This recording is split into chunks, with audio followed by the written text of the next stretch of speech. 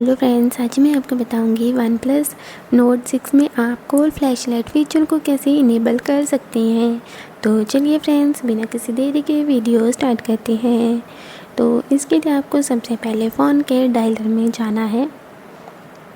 Dialer में जाने के बाद आपको सबसे ऊपर राइट साइड 3 डॉट्स पर क्लिक करना है और अब आपको यहाँ पर सेटिंग्स पर क्लिक कर देना है।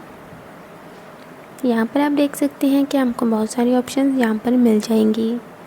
तो आपको यहाँ पर मोर सेटिंग्स की ऑप्शन दिखाई देगी, आपको इस पर क्लिक करना है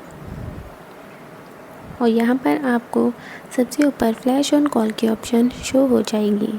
तो आपको फ्लैश ऑन कॉल पर क्लिक करके इसको ऑन कर देना है। जैसे ही आप इसे ऑन करेंगे तो आपके फ़ोन में कॉल फ्लैशलाइट फीचर इनेबल हो जाएगा और यहीं पर आप इसे क्लिक करके ऑफ़ भी कर सकते हैं। Bye bye friends.